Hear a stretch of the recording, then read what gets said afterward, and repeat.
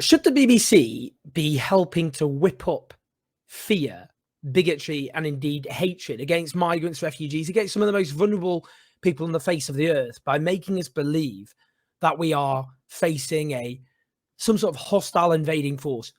I appreciate this is a loaded question, but the answer is no. Let's just have a little listen to what this BBC reporter said. This will be one of the places where the Home Secretary will come to see for herself exactly how the UK is defending itself on the front line against migrants. Exactly how the UK is defending itself on the front line against migrants. Let's just be very clear. That is the language of warfare. That's how you talk about an invading army, the front line against migrants. What that's doing in the popular consciousness is conjuring up the image of, as I've said, our borders being overrun by a hostile force which we need to defend ourselves from. Defending ourselves. You defend yourself against something which is hostile by definition. That's what defense means. Self-defense. That's when you're attacked. You defend yourself. Now, there was widespread condemnation when Suella Braverman, our Home Secretary, it's worth repeating, she is our Home Secretary. That is the world in which we currently live. Ludicrous. Absolutely beyond belief. When she said that we faced an invasion on our southern borders.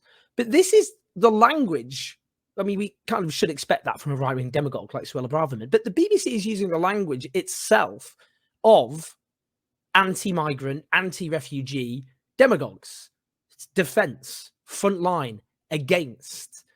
Now, this matters in a context in which far-right extremism is on the rise, in which an immigration processing centre was firebombed by extreme right-wing terrorist ideology. That's what the police have found, that Andrew Leake, a 66-year-old who threw up to 3 incendiary devices at the site in Dover, Kent, was driven by terrorist ideology, far-right extremism.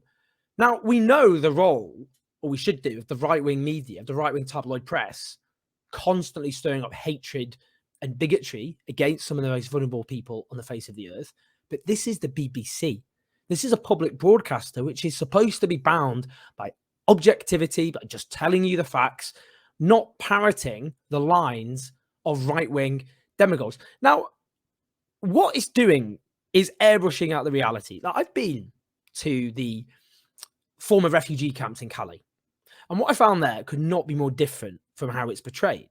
I met, for example, a young Afghan teenager whose father had been shot dead by the Taliban. I met a Darfuri refugee. All of his villages had been burned to death. He was a survivor. I met Eritrean refugees. Eritrea is a regime which gets very little publicity, but is essentially almost as totalitarian as that of North Korea. It's people subject to the most barbaric and extreme total control by the ruling dictatorship. Now, the vast majority of people I met spoke English. Really important fact, because the vast majority of refugees are in poorer countries. About 87% are hosted by those poorer countries. Of those rich countries, France, Germany take far more than us. The very small minority, the tiny minority of the global refugee population that come to British shores are coming largely because, for example, they speak English. Sometimes that's because of a colonial history. They have relatives, contacts here in the UK. Now, of course, that matters because if you are traveling to escape the horror of where you live, dictatorship, war, persecution, and you were in one country where you didn't speak the language and the neighboring country you did, well, obviously, you'd do everything you could to get to that country because you'd have hope of a life, a comfortable life, a secure life of some sort. Because being in a country where you don't speak the language, that barrier is absolutely colossal.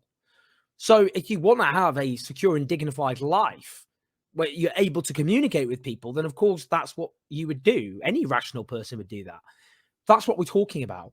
Now, whipping up this sense in people's minds that this is something we need to, that these people, in fact, we have to repeat, human beings, fellow human beings, flesh and blood, people like us with hopes and dreams and fears and insecurities, that these are something we need to defend ourselves, people we need to defend ourselves against on a front line, which is a military term, against. What that is going to help do is radicalize people. It's going to make people think they need to protect themselves. They need to defend themselves, in the words of the BBC. What does that mean in a context where we've seen repeated far-right terror plots being foiled? This one, fortunately, no one died, but easily that could have happened. In a context where people are being radicalized to fear and hate migrants and refugees, what is the impact of a supposedly objective public broadcaster? Even the BBC is saying it. That's what people will say. What are the consequences? They can't get away with this. They just can't. It's ludicrous. I mean, people go, well, you know, just more outrage from the lefties, do-gooders, sandal-wearing, muesli-eating, whatever, avocado. I can't remember which foodstuff Suella Braverman went for. I'd Google it, but, you know, life is too short. But, you know, that's what they're trying to say. That's the point of a culture war. But what do? Remain silent while the BBC just regurgitates dangerous rhetoric, which could help radicalize people? You know, a line has to be drawn. And the reason it's so important, actually, is recent research by the Financial Times, very educational, because it found that immigration to this country is higher than ever at the moment. But anti-migrant sentiment has massively fallen over the last few years, maybe something you wouldn't expect. And they found there was no correlation between the numbers of people entering Britain and anti-immigration sentiment. There's no correlation on the graph. There is a correlation, which they found, between anti-migrant pieces in the media and anti-migrant sentiment. So we know this has a role. This is what the real cause of anti-migrant hatred isn't the existence of migrants. It's the scapegoating of migrants by the media for all the problems that exist and the portrayal of migrants and refugees as a dangerous invading force we need to defend ourselves from. So that's why this is important. We need to speak out. That's what this video is about. But we've all got a responsibility and a duty to do so. Do complain if you've got the time. I'll include the complaints link, as ever, in the box. Do like and subscribe. Support us on patreon.com/OwenJones84 to keep this podcast and video channel on the road. And I'll see you soon.